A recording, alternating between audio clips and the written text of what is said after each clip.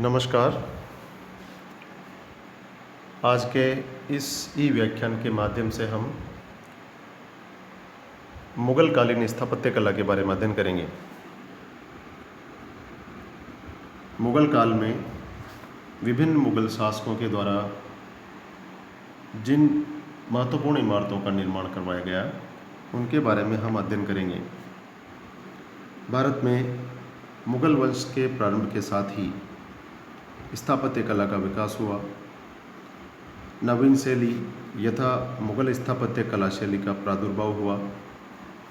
इस काल में साहित्य के क्षेत्र में भी अत्यधिक उन्नति हुई। सबसे पहले हम बात करते हैं मुग़ल वंश के संस्थापक बाबर के द्वारा स्थापत्य कला के क्षेत्र में जो काम किया गया उसके बारे में। बाबर ग्वालियर की स्थापत्य कला शैली से अत्यधिक प्रभावित हुआ था। उसने पानीपत स्थित काबुली बाग तथा रुहेलखंड स्थित संभल में जामा मस्जिद का निर्माण कराया। इसके अतिरिक्त दिल्ली का आराम बाग एवं धौलपुर में चौखटी बावली का निर्माण भी बाबर ने ही कराया था। बाबर के आदेश पर ही अब्दुल बाकी ने अयोध्या में एक मस्जिद का निर्माण करवाया था। इसके बाद हम बात करते हैं हुमायूं की। दिल्ली स्थित दीन पनाह नामक भवन का निर्माण हुमायूं ने ही करवाया था।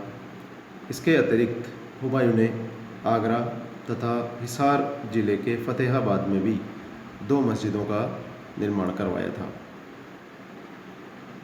अगला जो मुग़ल शासक हैं वो है अकबर। अकबर के शासनकाल में स्थापत्य कला का अद्भुत विकास हुआ। अकबर के द्वारा बनवाए गए भवनों में हिंदू तथा पारसी कला शैली के दर्शन होते हैं। भवन निर्माण में अकबर ने लाल पत्थर का अधिकाधिक प्रयोग करवाया।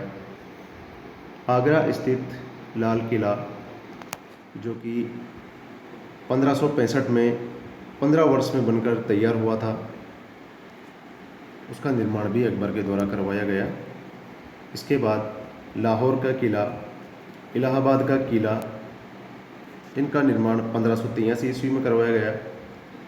कटक का किला 1581 ईस्वी में तथा 1569 ईस्वी में फतेहपुर सीकरी का निर्माण करवाया गया।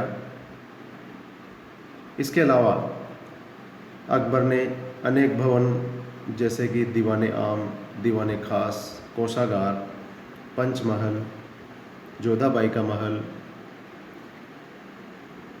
आदि का निर्माण करवाया। फतेहपुर सीकरी में ही अपनी दक्षिण विजय के उपलक्ष्य में 1602 ईस्वी में अकबर ने बुलंद दरवाज़ा इमारत का निर्माण करवाया था। यह संसार की प्रसिद्ध इमारतों में से एक है। इसका प्रवेश द्वार पृथ्वी की सतह से 176 फीट तथा चबूतरे से 134 फीट ऊंचा है। यह इमारत 42 फीट ऊंचे एक चबूतरे पर बनाई गई है। इसके अतिरिक्त अकबर ने फतेहपुर सीकरी में अनेक छोटे बड़े भवन जैसे कि इबादत खाना, सिफा खाना, जनाना बाग, जनाना रास्ता, मीना बाजार, नौबत खाना, हवा महल, टोडरमल का महल, हिरण मीनार आदि अनेक भवनों का निर्माण मुग़ल शासक अकबर के द्वारा उसके कार्यकाल में करवाया गया। तो हम देखते हैं कि अकबर के शासनकाल में स्थापत्य कला के क्षेत्र में अत्यधिक वृद्धि हुई। नेक्स्ट हम बात करते हैं जहांगीर की। जहांगीर का स्थापत्य कला की तुलना में चित्रकला में अधिक रुझान था। यही कारण है कि इसके शासनकाल में बहुत कम भवनों का निर्माण हुआ।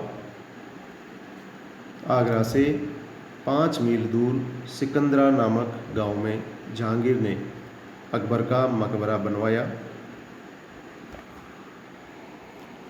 इस इमारत की नींव संभवतः अकबर के काल में ही रख दी गई थी। इस इमारत का निर्माण एक 339 वर्ग फुट ऊंचे चबूतरे पर किया गया था।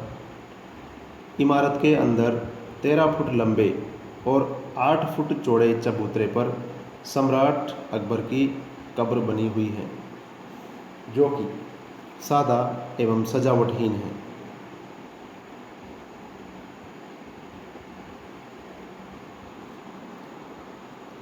सिकंदरे से 2 फरलांग की दूरी पर एक और मकबरे का निर्माण करवाया था, जो संभवतः अकबर की बेगम का मकबरा है, किंतु अनेक विद्वानों का मत है कि यह इमारत सिकंदर लोदी की बारादरी थी।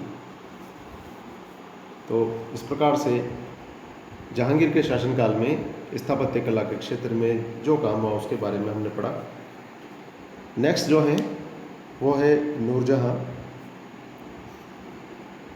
जहांगीर की पत्नी नूरजहां का जहांगीर के शासनकाल में अत्यधिक प्रभाव रहा। चूँकि वह भी कला की पारखी एवं प्रेमी थी, उसने भी कुछ भवनों का निर्माण करवाया। एतमादुद्दौला का मकबरा उसके द्वारा निर्मित प्रमुख इमारत है। इस भवन का निर्माण ईरानी शैली पर किया गया। इस भवन के निर्माण में लाल पत्थर तथा संगमरमर दोनों का प्रयोग किया गया। इसके अतिरिक्त नूरजहां ने लाहौर में जहांगीर के मकबरे का भी निर्माण करवाया था।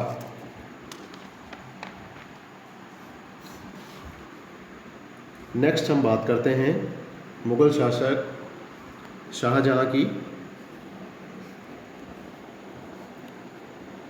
मुगल सम्राटों में शाहजहां ने स्थापत्य कला को सर्वाधिक प्रोत्साहन दिया।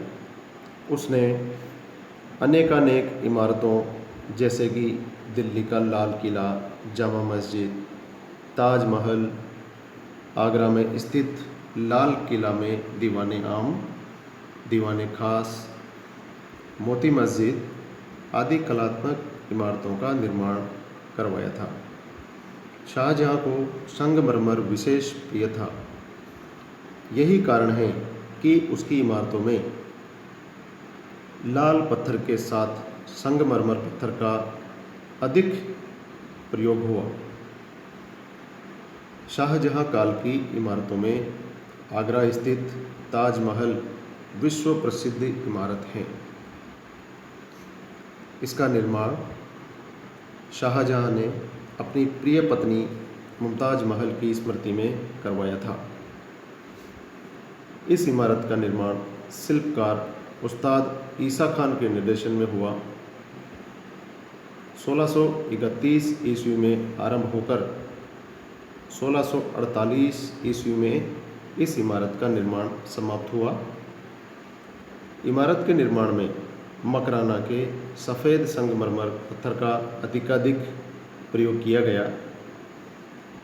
दिल्ली स्थित लाल किला, जो कि शाहजहां की प्रसिद्ध इमारतों में से एक है, जिसकी लंबाई 3200 फुट तथा चौड़ाई 1600 फुट है। इसमें 3 प्रवेश द्वार हैं। मुख्य द्वार कला की दृष्टि से सर्वोत्तम है।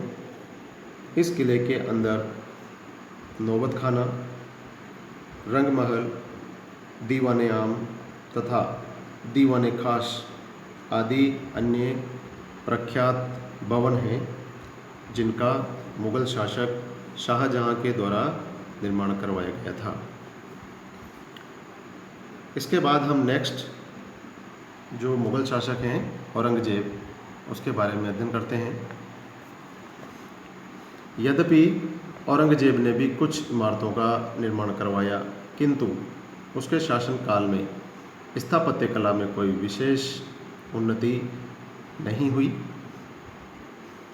दिल्ली के लाल किले में स्थित मोती मस्जिद, औरंगाबाद स्थित राबिया उद दौरानी का मकबरा तथा लाहौर में स्थित एक मस्जिद का निर्माण औरंगजेब के द्वारा करवाया गया था। तो ये कुछ जो योगदान रहा औरंगजेब के द्वारा उसके बारे में हमने देखा।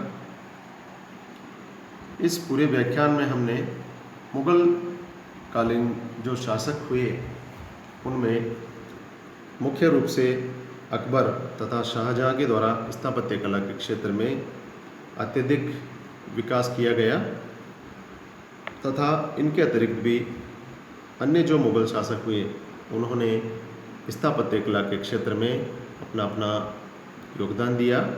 उनके द्वारा बनाई हुई इमारतें आज भी हमें देखने को मिलती हैं। धन्यवाद।